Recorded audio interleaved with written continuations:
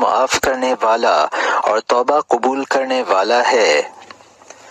کیا اللہ کے اس فرمان آپ کہہ دیجئے اے میرے بندو جنہوں نے اپنے اوپر ظلم کیا ہے اللہ کی رحمت سے مایوس نہ ہو، اللہ تمام گناہوں کو معاف کر دے گا، وہ غفور الرحیم ہے۔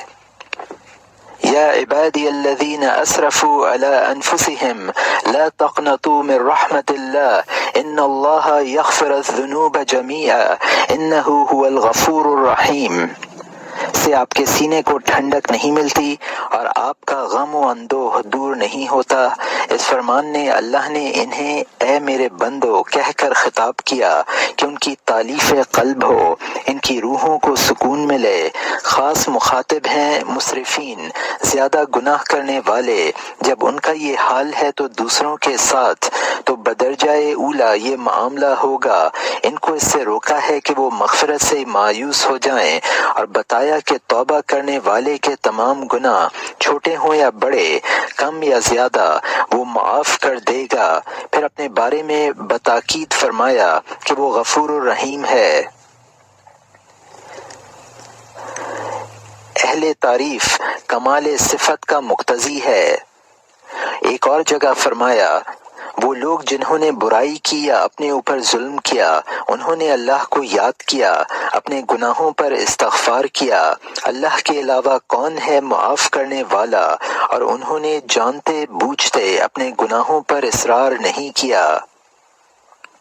سورہ نمبر 3 آیت نمبر 135۔ اور فرمایا جو شخص گناہ کرتا ہے اپنے اوپر ظلم کرتا ہے پھر اللہ سے استغفار کرتا ہے وہ اللہ کو بخشنے والا مہربانی کرنے والا پائے گا۔ سورہ نمبر 4 آیت نمبر 110۔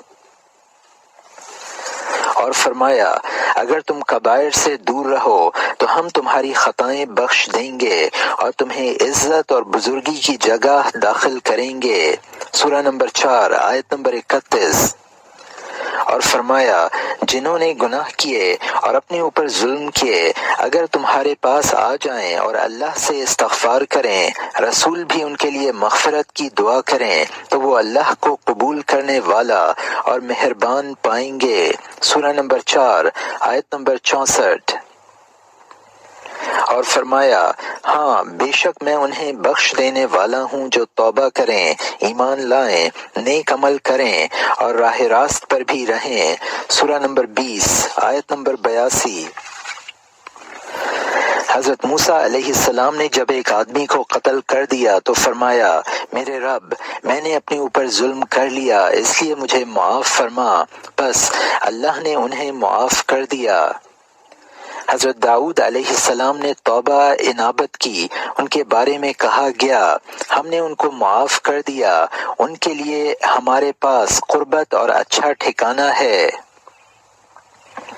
اللہ تعالیٰ کی رحمت و مغفرت کے کیا ٹھکانے ہیں، اس نے اپنی رحمت کے دروازے ان پر بھی بند نہیں کیے جو تسلیس کے قائل ہیں۔ فرمایا ان لوگوں نے کفر کیا جنہوں نے کہا کہ اللہ تین کا تیسرا ہے، حالانکہ خدا تو بس ایک ہی ہے۔ اگر یہ اپنے کہنے سے باز نہیں آئیں گے تو ان میں سے کفر کرنے والوں کو دردناک عذاب ملے گا۔ یہ لوگ اللہ کی طرف متوجہ کیوں نہیں ہوتے، اس سے استغفار کیوں نہیں کرتے، اور اللہ غفور الرحیم ہے۔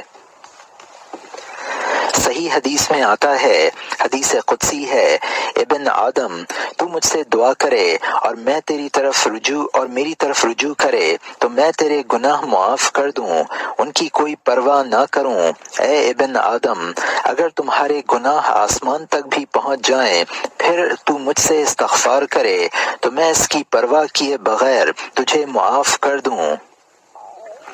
ابن آدم اگر تو زمین بھر گناہ کر کے میرے پاس آئے لیکن شرک نہ کرے تو میں زمین بھر گناہ کی مغفرت کر دوں۔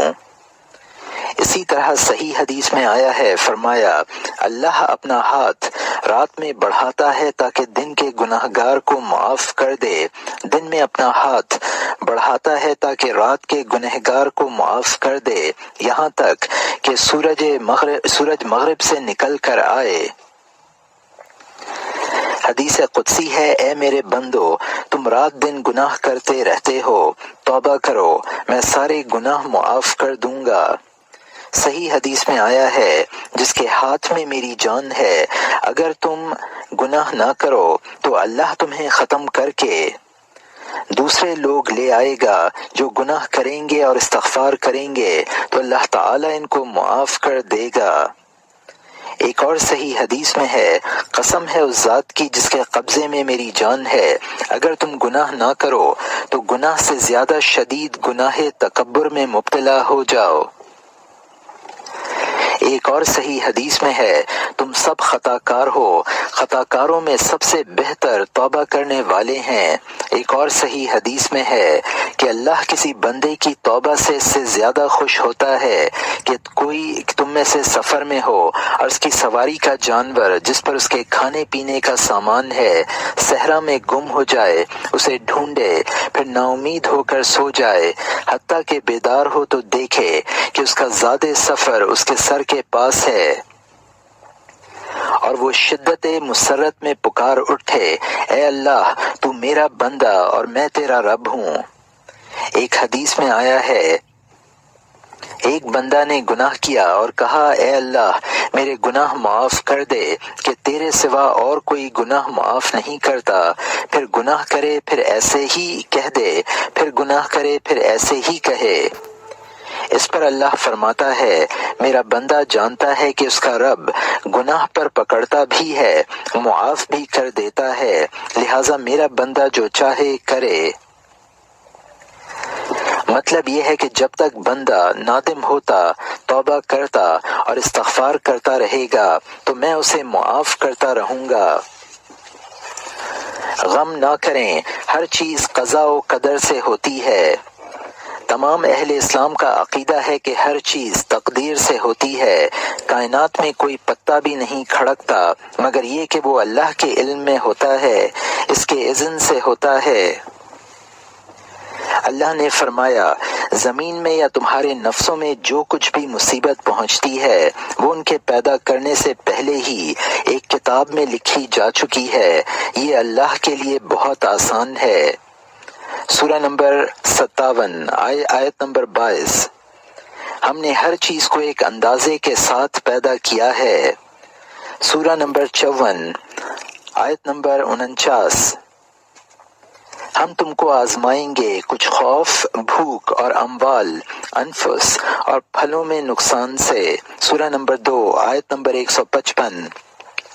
حدیث میں آیا ہے، مومن کا معاملہ بھی عجیب ہے، اس کا ہر معاملہ خیر ہی خیر ہے، اگر تنگی لاحق ہو اور صبر کرے تو بھی خیر ہے، اگر خوشحالی ہو اور شکر کرے تو بھی خیر ہے، اور یہ بس مومن کے ساتھ ہی ہے۔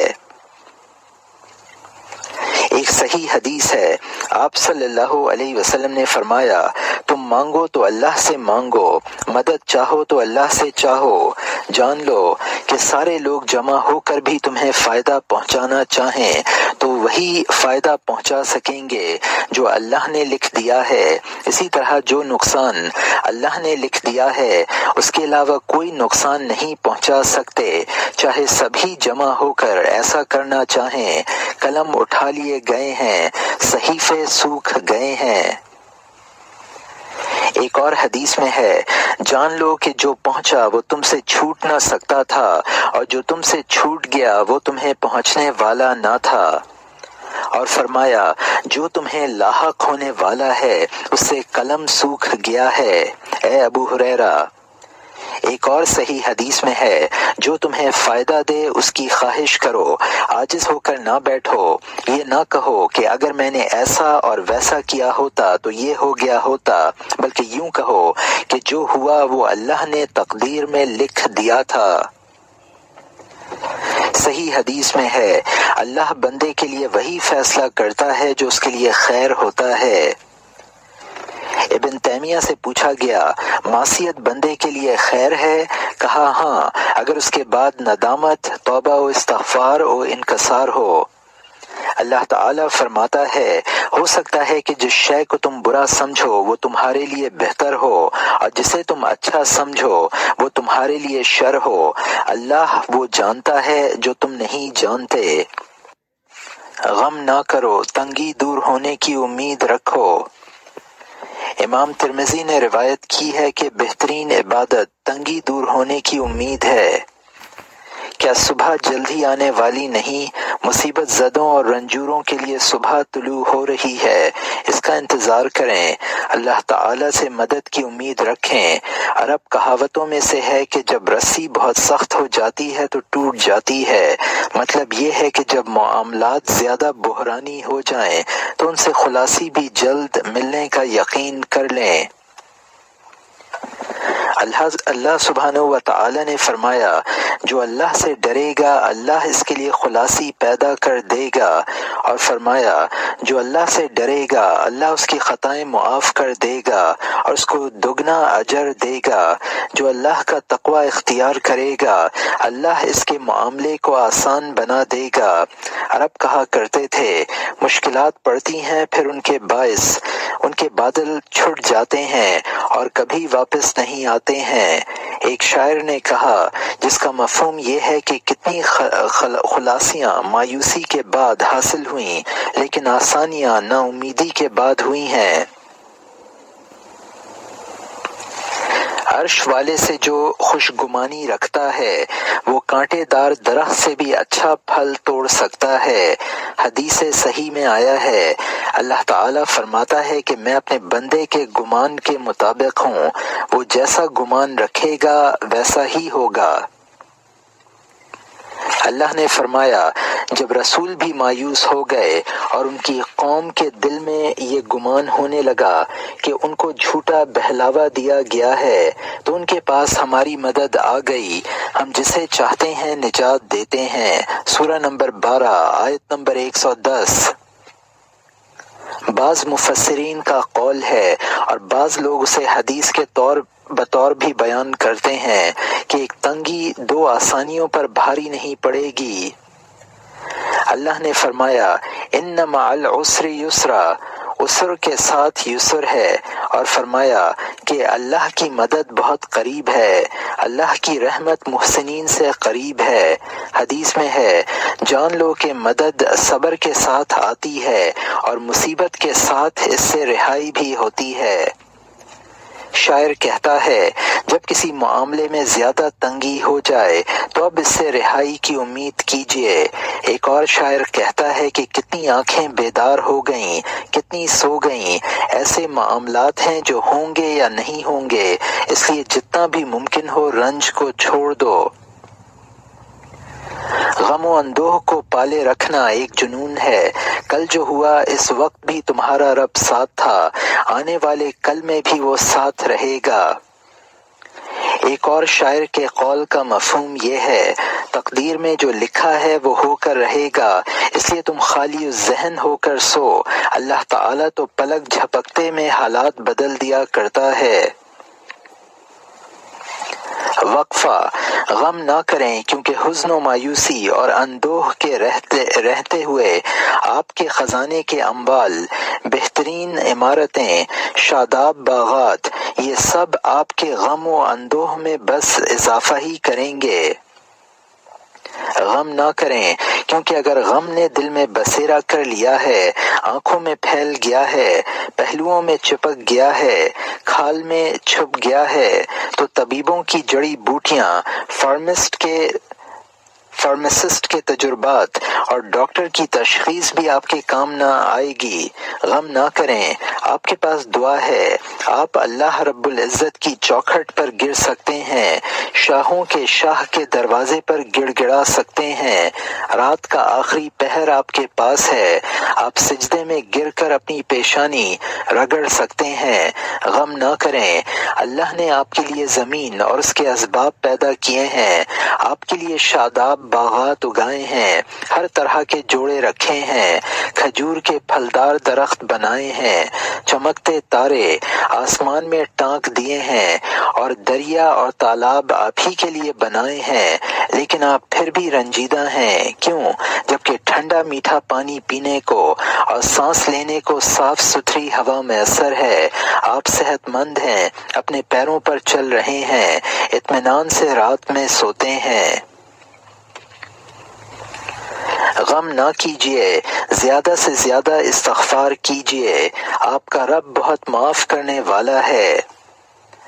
اللہ نے فرمایا تو میں نے یعنی حضرت نوح علیہ السلام نے اپنی قوم سے کہا اپنے رب سے استغفار کرو، وہ بہت معاف کرنے والا ہے، آسمان سے تمہارے اوپر موسلا دھار پانی برساتا ہے، تمہیں بیٹے اور مال عطا کرتا ہے، تمہارے لیے باغات اور نہریں نکال رکھی ہیں۔ سورہ نمبر 71 آیات نمبر 10 سے 12۔ لہٰذا زیادہ سے زیادہ استغفار کریں تاکہ سکون اور دل کا آرام آپ کو ملے، رزق حلال نصیب ہو، صالح اولاد عطا ہو اور موسلا دھار بارش برسے۔ اور یہ کہ اپنے رب سے استغفار کرو، پھر اس سے توبہ کرو، ایک اجل مسمى تک تمہیں اچھا سامان زندگی ملے گا، ہر فضل والے کو وہ اپنی بخشش سے نوازتا ہے۔ سورہ نمبر 11 آیت نمبر 3۔ حدیث میں ہے جو زیادہ استغفار کرتا ہے اللہ تعالی اسے ہر غم سے نجات دیتے اور ہر بحران سے نکلنے کا راستہ دکھاتے ہیں۔ سید الاستغفار کو لازم کر لو جو بخاری رحمۃ اللہ علیہ کے نزدیک یوں ہے: اللہم انت ربی لا الہ الا انت خلقتنی وانا عبدک وانا على عهدك ووعدك ما استطعت اعوذ بك من شر ما صنعت ابو لك بنعمتك على وابو بذنبي فاغفر لي فانه لا يغفر الذنوب الا انت۔ غم نہ کیجیے، بس ہمیشہ اللہ کا ذکر کیجیے۔ اللہ تعالیٰ نے فرمایا جان لو کہ اللہ کے ذکر سے ہی دلوں کو اطمینان ملتا ہے۔ سورہ نمبر 13 آیت نمبر 28۔ اور فرمایا مجھے یاد کرو میں تمہیں یاد رکھوں گا، اور مومنین کے صفات بیان کرتے ہوئے ارشاد فرمایا اللہ کو کثرت سے یاد کرنے اور یاد کرنے والیاں۔ ایک جگہ یوں فرمایا اے ایمان والو اللہ کو زیادہ سے زیادہ یاد کرو، صبح و شام اسی کی تسبیح پڑھو۔ ایک جگہ فرمایا اے ایمان والو تمہارے مال اور اولاد تمہیں اللہ کے ذکر سے غافل نہ کر دیں، اور فرمایا جب بھی بھولو اللہ کو یاد کر لو، اور فرمایا جب کھڑے ہو تو اپنے رب کی حمد و ثنا کرو، رات کے وقت اور ستاروں کے چھپ جانے کے وقت بھی اسے یاد کر لو، اور فرمایا اے ایمان والو جب تمہاری مٹ بھیڑ کسی دشمن گروہ سے ہو تو جم جاؤ، اللہ کو بہت یاد کرو تاکہ تم کامیاب ہو جاؤ۔ صحیح حدیث میں ہے اس شخص کی مثال جو اپنے رب کو یاد کرتا ہے اور جو یاد نہیں کرتا زندہ اور مردہ جیسی ہے۔ ایک بار آپ صلی اللہ علیہ وسلم نے فرمایا سفر مفردون آگے بڑھ گئے، لوگوں نے پوچھا یا رسول اللہ صلی اللہ علیہ وسلم مفردون کون ہیں؟ آپ صلی اللہ علیہ وسلم نے فرمایا وہ مرد اور عورتیں جو کثرت سے اللہ کو یاد کرتے ہیں۔ ایک صحیح حدیث میں یوں آیا ہے کہ آپ صلی اللہ علیہ وسلم نے فرمایا کیا میں تمہیں سب سے بہتر عمل نہ بتاؤں جو خدا کو سب سے زیادہ پسند ہے، اور تمہارے لیے سونے چاندی خرچ کرنے سے اور دشمن کی مقابلہ آرائی سے جس میں تم اور دشمن ایک دوسرے کی گردن مارنے کی فکر میں رہتے ہو۔ لوگوں نے کہا اے اللہ کے رسول ضرور بتائیے۔ فرمایا وہ اللہ کا ذکر ہے۔ ایک صحیح حدیث میں یوں ہے کہ ایک شخص نے آ کر کہا یا رسول اللہ صلی اللہ علیہ وسلم اسلام کے احکام تو بہت ہیں، میں بوڑھا ہو گیا ہوں، بس مجھے ایسی چیز بتا دیں جس سے چمٹا رہوں۔ فرمایا تمہاری زبان ہمیشہ اللہ کی یاد سے تر رہنی چاہیے۔ غم نہ کریں اور اللہ کی رحمت سے مایوس نہ ہوں۔ اللہ کی رحمت سے کافر ہی مایوس ہوتے ہیں، حتیٰ کہ رسول بھی مایوس ہونے لگے اور انہوں نے سمجھا کہ انہیں جھٹلایا گیا، اور ایسے عالم میں ہماری مدد آ گئی۔ اللہ نے فرمایا، ہم نے ان کو رنج و غم سے نجات دے دی، ہم اسی طرح مومنین کو بچاتے ہیں۔ مسلمانوں کے بارے میں فرمایا، تم اللہ پر گمان کرنے لگے، اس وقت مومن ہلا مارے گئے اور شدید زلزلے کا سامنا ان کو ہوا۔